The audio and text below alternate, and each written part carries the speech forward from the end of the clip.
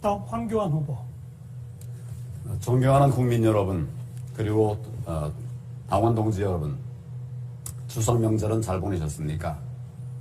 추석 기간 동안에 다양한 분들을 만났습니다. 추석 민심의 관심은 부정선거와 그리고 성남, 대장동 게이트였습니다. 부패한 정부, 무너지는 정부에 대해서 국민들께서 분노하셨습니다.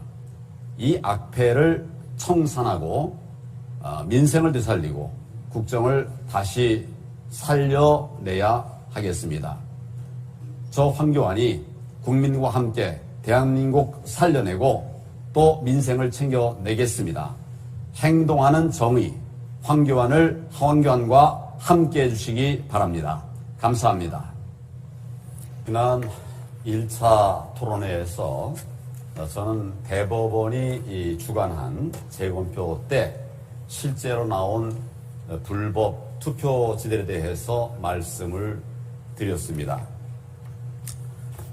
예를 들면 배춧잎 투표지 그리고 일장기 투표지 요걸 좀 이렇게 좀 가까이에서 확대해서 비춰주시면 좋겠습니다. 우리 방송에서. 예, 그렇습니다. 감사합니다. 그리고 본도로 붙어있는 투표지 등을 보여주면서 4.15 총선이 총체적 부정선거였다고 제가 말씀을 드렸습니다.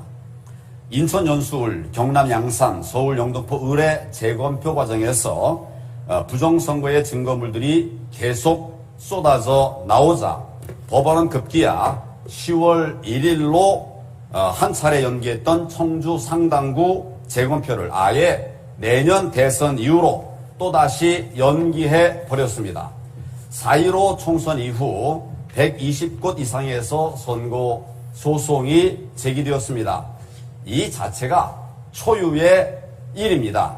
선거일로부터 180일 이내에 처리해야 하는 선거 사무를 법원이, 다른 기관도 아니고 법원이 계속 미루고 있는 것, 이건 정말 그 자체가 불법이라고 저는 생각을 합니다. 저는 대한민국에서 가장 오래 선거 사범을 수사했던 전문가입니다. 이런 제가 재검표 현장에 가서 직접 제 눈으로 확인한 쏟아지는 가짜 뉴스 투표지들을 제가 두 눈으로 똑똑히 보고 확인했습니다. 한 번도 접지 않은 빳빳한 투표지가 최소 30-40%가 됐습니다. 관내 사전투표지 이송 과정에서는 50분이면 될 거리를 여기저기 빙빙 돌아가지고 11시간 30분 만에 도착했다고 하는 이런 엉터리 기록도 있습니다. 또 선거인 수보다 투표수가 더 많이 나온 곳도 여러 곳 있습니다. 선거인 명부 역시 엉터리였습니다. 이미 돌아가신 많은 분들의 이름이 선거인 명부에 버젓이 적혀 있습니다. 한번 보십시오. 영등포 을에서는 134세 2명을 비롯해서 사실상 유령 인물인 100세 이상 투표 선거권자가 46명이 됐습니다. 이러한 명백한 증거들에 입각해서 저는 중앙선관위가 4.15 부정선거를 주도했으며 또 대법원이 증거인멸에 앞장서고 있다고 선언했습니다.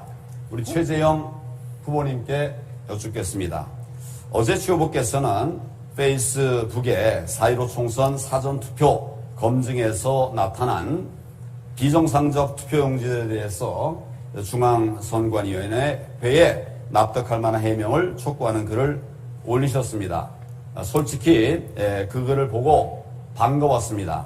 그런데 그 후 얼마 되지 않아서 입장을 바꾸고 또 나중에는 아예 내려버렸습니다.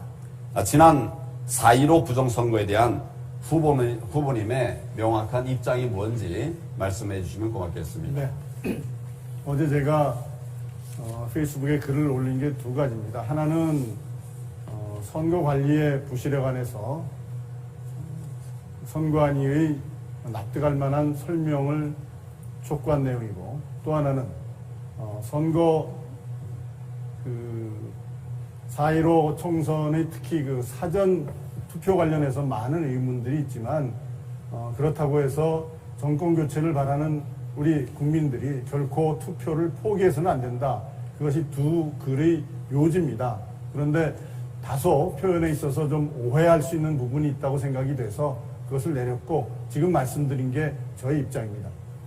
예, 좀 더 분명한 입장을 말씀해 주시면 좋겠다, 이런 생각을 합니다. 여기 제가 둘러보니까 선거사범을 전문적으로 다뤄본 분들은 안 계시고 다른 영역에서 다들 중요한 일들을 하시는 분들입니다. 제가 몇 차례에 걸쳐서 지난 4.15 총선이 왜 불법 선거인가, 불법인가 라는 점에 대해서 자세하게 말씀을 드렸습니다. 이 판넬도 다 보여드리고 말씀을 드렸어요. 들으신 분들도 있을 것 같은데, 듣는지 안 듣는지 국민들은 알아듣고 계시는데, 여기 앉아 계신 분들 중에 일부는 도대체 이 생각조차를 안 하시는 것 같아요. 제가 이야기한 것 중에 잘못된 부분이 있으면 말씀하십시오. 저는 평생을 선거사범, 간첩 잡는 일에 근무한 사람이고, 제가 선거사범 수사해가지고 뭐 잘못된 거 거의 없습니다. 정확하게 다 잘 처리가 된, 그래서 제가 선거사범 전문가다라고 말을 하는데, 이 부분에 관해서 잘 안 듣고 자꾸 이제 선거, 부정선거 없었다, 이렇게 말씀하시는 것은 좀 제가 말씀드린 걸 차분히 좀 보시고, 그리고 좀 그렇게 말씀을 해주시면 좋겠다, 이런 생각입니다. 오늘은 제가 좀 한 단계 더 나아가서 4.15 총선을 조작한 범죄 집단인 중앙선관위에 우리 당의 대통령 후보 경선 과정을 맡기는 것, 저는 절대 용납할 수 없습니다. 도둑에게 집 열쇠를 어떻게 맡기겠습니까? 지난 전당대회 때 우리 당의 당내 선거를 중앙선관위원회에 일괄 도급 방식으로 위탁했었음이 최근 밝혀졌습니다.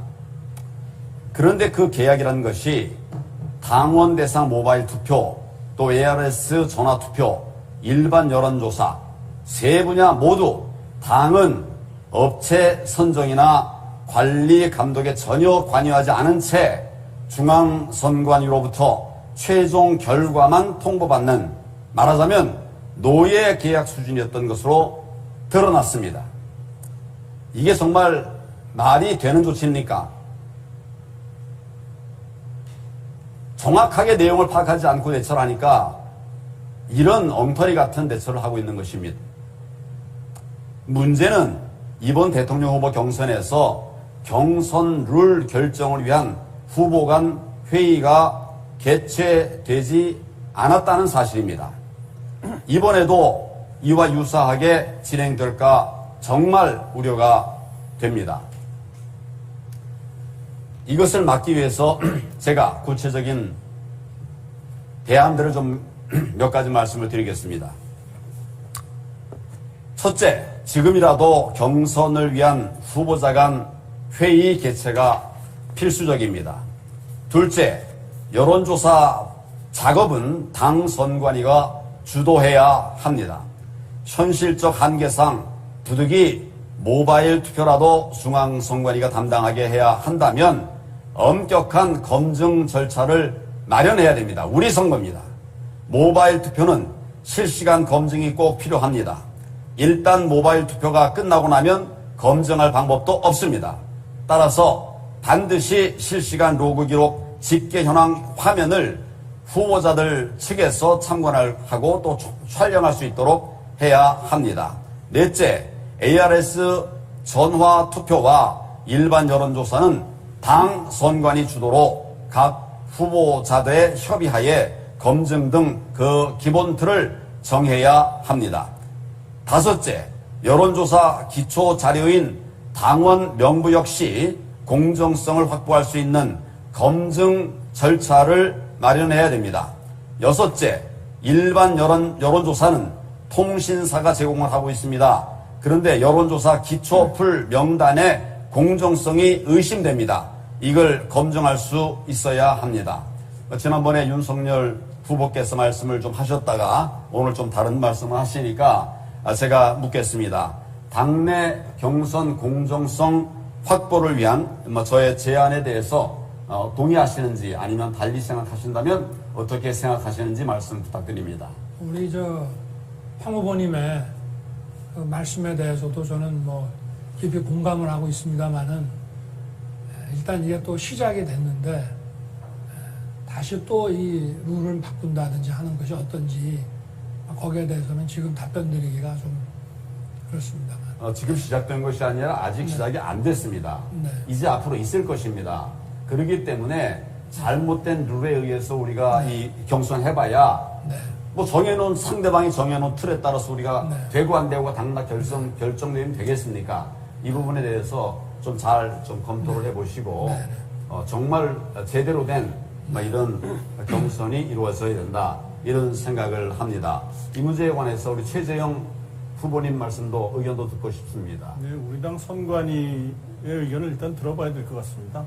네, 그래서 우리 당 선관위 입장을 한번 들어보고 거기에 따라서 우리 그 후보들이 한번 논의를 선관위 결정 후에 선관위가 후보들이 논의가 필요하다면 그때 논의를 하는 것도 고려해 볼 만한 일이라고 생각합니다. 예, 중앙 선관위가 아니라 우리 당 선관위원회의 의견을 존중해야 된다.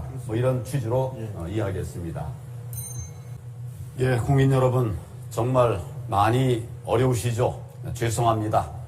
국정 잘 못 막아내고 정권 교체 이루기 위해서 이렇게 힘들어하시는 국민들께 참 죄송합니다. 반드시 정권 교체를 이루기 위해서는 지난 총선 때 저질러졌던 부정선거의 의혹을 말끔히 해소해야 합니다. 지금처럼 선거 조작이 가능하게 된다면 우리가 어떤 후보를 내든 어떤 정책을 내든 이길 수 없게 됩니다. 그렇게 해서는 안 되기 때문에 제가 부정선거의 틀을 벗겨내야 된다. 이런 관점에서 말씀을 드리고 있습니다. 한 번 부정 저지른 자 그냥 질 리가 없죠. 이 부분을 명심해야 된다고 생각합니다. 제가 먼저 행동으로 정의를 실천하겠습니다.